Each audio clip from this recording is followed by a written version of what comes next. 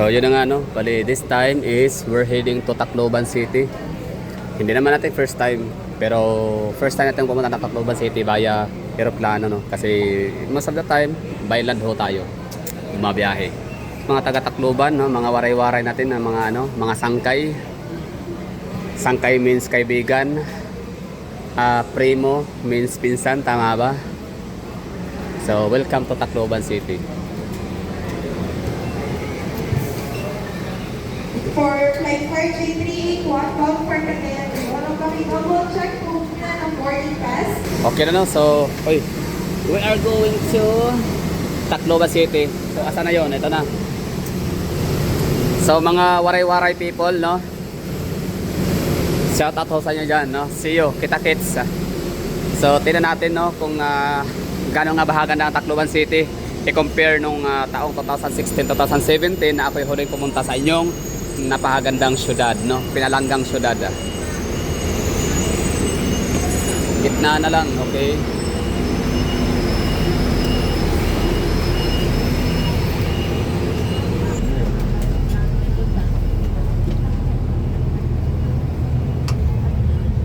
So it's my first time papuntang Tacloban City via aeroplano. So yun na nga no, bali ano daw? So lesson learned no, yung bag tsaka yung mga wallet dapat may mga nakalagay na kung hindi man ID at least may pangalan tsaka contact number para may ano talaga, may chance na maibalik sa atin. For example, may ganun akong instances sa Baguio City one time, nawalan ako ng vitamins, tapos nawalan ako ng charger, ano yun, brand, ano yun, 4,000 pesos yung ano, charger, masakit yun that time para sa akin, big deal na yun. So ang nangyari, kinabukasan nakabili na ako piki-piki sa ano, Divisoria kasi wala na eh. So yung aking charger na original sa Xiaomi wala na. Eh paano ba naman kasi masuli? Eh walang identification card, walang number, walang pangalan yung aking bag na naiwanan. So yun. Pati ano pala, yung mga jam, mga strawberry jam. Ang Baguio City is ano yan, no? Isa sila sa pinaka safe na city din sa Pilipinas na lahat ng mga nawawala eh maibabalik ko talaga yan. Lalo na kapag ka mayroong kapag ka may pangalan lang, may pagkasilanlan ng nung yung mga nawalang item. Eh sa case ko wala, no. So tsaka hindi ko rin nahanap yung nakuhanan, hindi ko na videohan yung body number ng taxi na aking sinakyan. So yun lang, lesson learned. Next time around kailangan na mayroong talagang pagkakakilanlan yung mga bag natin, malita, wallet at kung ano pa mga valuable items. So yung kay tatay, buti na namalayan ko yung kanyang wallet. Kasi yung kanyang wallet parang nag-camouflage sa upuan sa bench, so magkasing kulay. Eh buti yung mata ko medyo napakalinaw. So pinagbigay ko kagad sa ground staff ng SIPAC. Pero hindi kasi sila hindi pala sila allowed na maghawak. So binigay ko sa security personnel. So gwardiya na yung security personnel yung nag-abot sa taga Pacific at pinanawagan yung pangalan. Yun, buti may ID. So shout out kay tatay. Paburger ka naman tay. Joke lang. Okay, so meron tayo na observe dito no. Kasi every time kasi sakay tayo ng Cebu Pacific dito sa may Terminal 3 outbound no, or palabas ng Manila, dinideliver pa rin naman tayo ng coaster bus or shuttle bus, pero hanggang doon lang yun no. So ngayon ang nangyari dito, first time kong makasakay ng shuttle bus na ganito kalayo. So di ko alam kung saan tayo ihahatid nitong bus na to, kung asan yung aircraft na sasakyan natin. Baka nasa Terminal 4 kasi malapit na naman ang Tacloban, di ba? Kumpara sa Davao or Cebu. Ay mali, kumpara sa Davao and Iloilo, di ba? Anong lugar to dito? Terminal 4 nga. Tama, no? Parang tayo dito, sasakyan ng Terminal 4. Doon yung aeroplano. So, parte ito ng changes no, if ever man na Terminal 4 ang natin. Aircraft.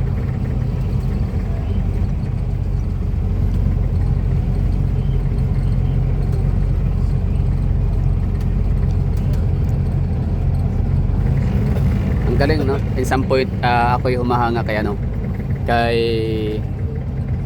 Ramon Ang, no, itong SMC or San Miguel Corporation Management dito sa ating airport, kasi talagang may nakikita ko natin yung changes and na-appreciate ko siya. For example na nga lang talaga yung pagluwag ng ating arrival area sa may ground floor. Tinanggal yung mga establishments dati at halos nakapokus na yung mga commercial establishments, shops and dines sa may third floor. So ito ngayon medyo malayo yung ano natin ng binahe. So saan kaya ang punta dito? Baka sa ano? Baka sa Bulacan.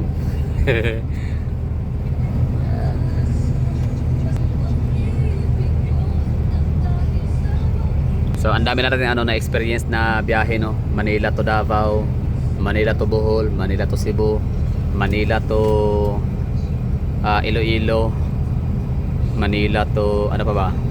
Ayun lang, no, so far. Tsaka Manila Palawan, yun. And Clark to Davao, Clark to Boracay, and Cebu to Boracay, Bacolod to Davao. Ano pa? Yun lang. Davao to Clark. Yun. So medyo marami-rami na rin yung katapano. And next ating mapuntahan dito siguro, di ko lang muna banggitin, no. Basta ang pagbalik natin ng Manila, ibang airport yung pupuntahan natin, yung ating dadaanan.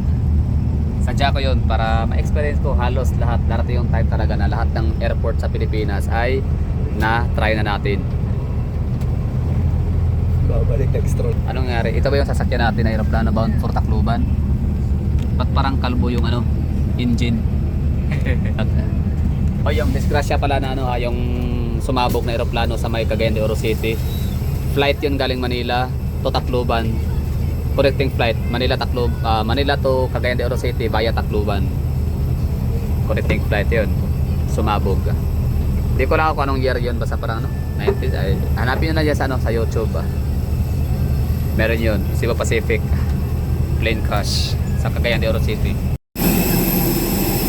Okay, so ito yung sasakyan natin papuntang ano, Tacloban City. So tatanong natin dito ngayon kung anong airport dito, anong ano, terminal.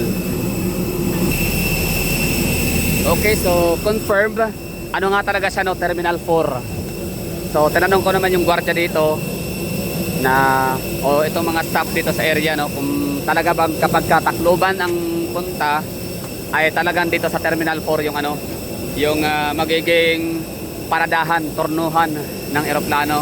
So ang sagot ay depende daw. Kung may bakante daw doon sa unahan sa may Terminal 3, doon daw ang aircraft.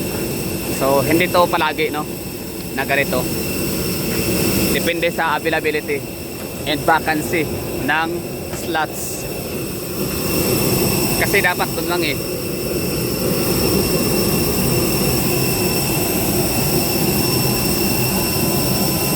So yun, no, nag-plane crash nga sa Pacific. Ano yun? Yung sa may Cagayan de Oro City. Hasaan ba yun? Basta CDO somewhere. Or Misamis Oriental ba yun? Basta sa may CDO banda. And yun na nga, Manila to CDO via Tacloban City.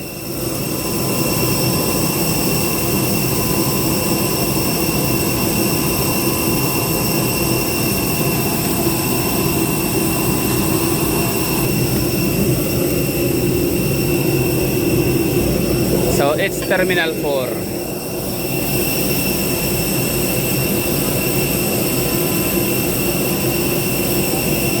Ang Terminal 4, mostly ang siniserve dito is yung mga maliliit na aircraft for short distance flight and sa mga ano din, mga cargo plane. Katok-katok. Di ko alam kung bakit. Iba hinahawakan, ganun. So sa mga nanonood dyan, bakit kaya? Bakit may mga tao na hinahawakan ang ano, ang aircraft, no? Ang labas itong ano, eroplano. Ang iba naman kinakatok. Ako naman hindi ko ginagawa 'yon. Good morning.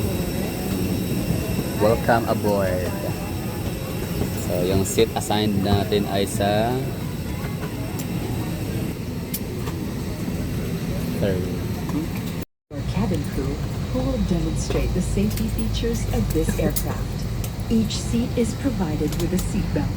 To fasten, push ends together.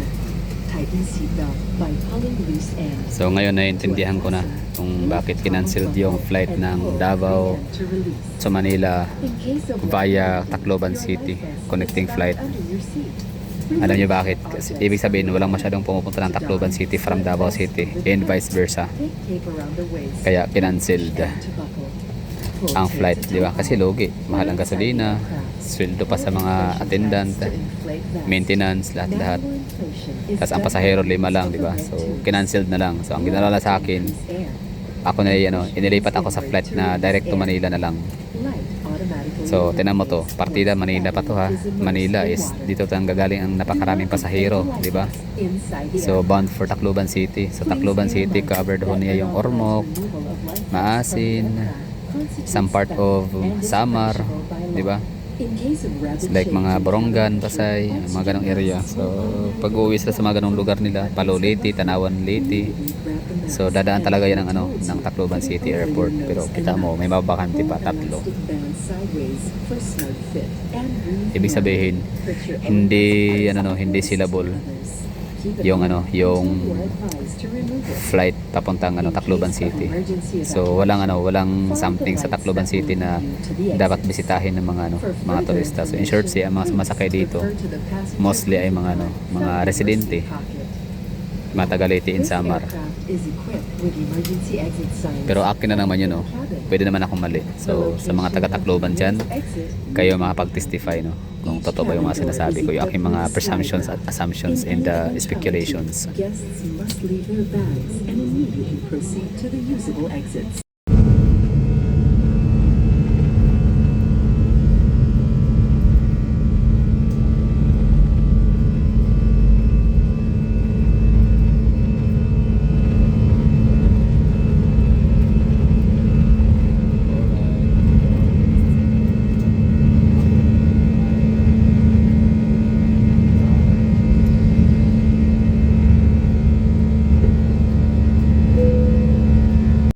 So yun na nga it's my first time na makapunta ang Tacloban City via Cebu Pacific.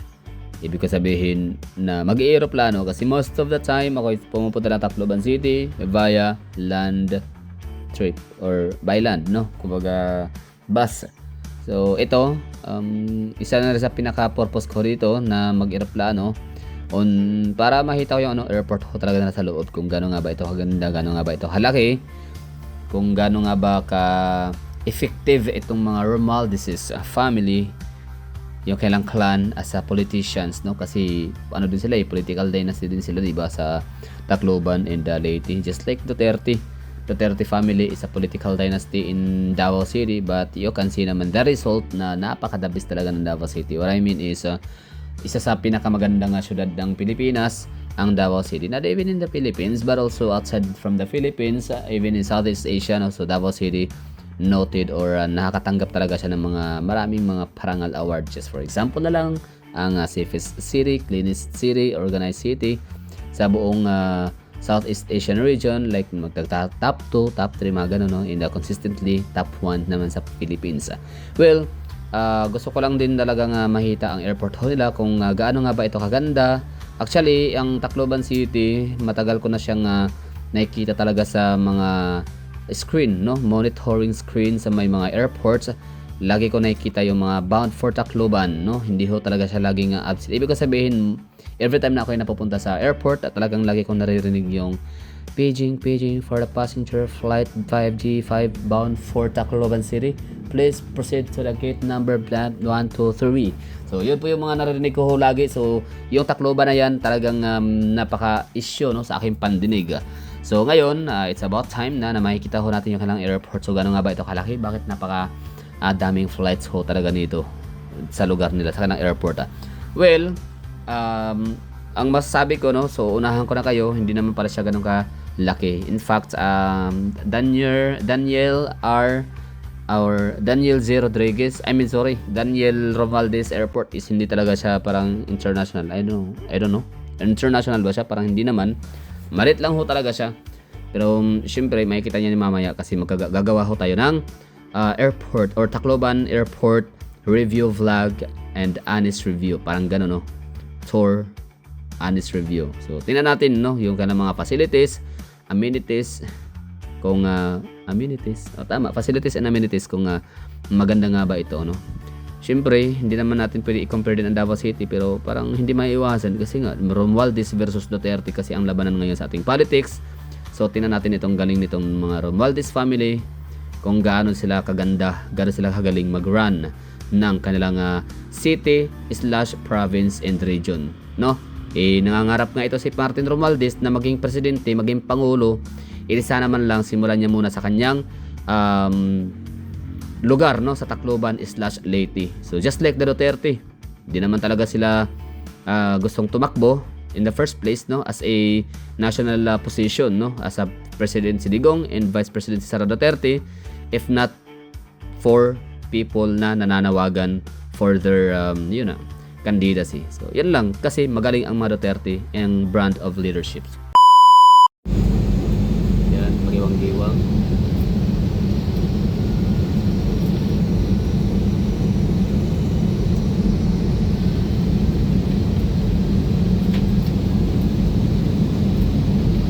Sana magiging smooth at alright.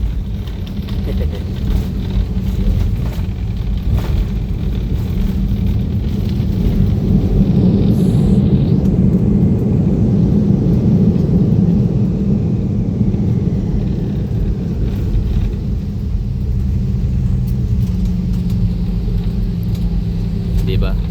Napakalaking tulong talaga ng ng seatbelt. Sinturong pangkaligtasan.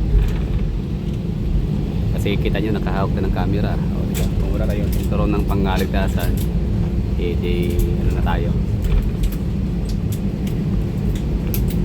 Nahold sa upuan kasi malakas yun impact. Hello everyone, Cebu Pacific welcomes you to Don Romualdez Airport in Tacloban. For your safety and comfort, please remain seated with your seatbelts fastened until the captain turns off the fasten seatbelt sign. Please check your surroundings to ensure you do not leave any of your personal belongings behind. Be cautious in opening the overhead bin as heavy items may have moved during the flight. Mangyari po lamang na manatiling nakaupo at hintayin matanggal ang ilaw sa fasten seatbelt sign bago tumayo para kunin ang inyong mga kagamitan. Nais rin namin ipaalam sa inyo na ang paggamit ng palikuran sa mga sandaling ito ay may higpit na ipinagbabawal. On behalf of your entire Cebu Pacific team, headed by our flight and crew Captain Del Rosario and First Officer Alarcon, together with your cabin crew, we thank you for making Cebu Pacific a part of your important moment. It was truly a pleasure having you all on board, and we do hope to fly you to more fun in the future. Once again, thank you everyone for flying Cebu Pacific. May we ask that you keep your area clean and tidy. Kindly keep your seat pockets of any remaining litter, and please bring this with you as you leave your seat. You may dispose this in the bins near the exit. We seek your cooperation in ensuring that no litter is left behind the aircraft.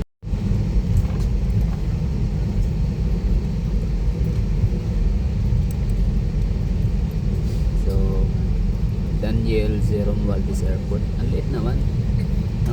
Ibig ko sabihin napakaliit. Yan na ba yung terminal kayo? Yan na ba yun? Terminal. Dapat mas lakihan pa siya, no? Gawa nung siyang regional, di ba? Regional center sa Eastern Visayas. Although meron namang airport sa may Tacloban, Katbalugan, Your Calbayog cabin City. crew will stand up momentarily to do. Okay. Babaan na sila. So, yun na nga, bali nakalapag na tayo dito sa Daniel R. Rodriguez. Ay, Daniel R. Romualdez, Tacloban City Airport. So, ito nga, bali tingnan natin kung anong itsura ng Tacloban City. Compare natin like last 2017-2016. And itanong natin tong A320 kung ano ibig sabihin. Welcome home sa mga taga Tacloban na umuwi ngayon, no? So welcome home. At sa mga first timer naman na makapamasyal ulit dito, welcome to Tacloban ulit, no? Enjoy your stay. Thank you. Pakita mo yung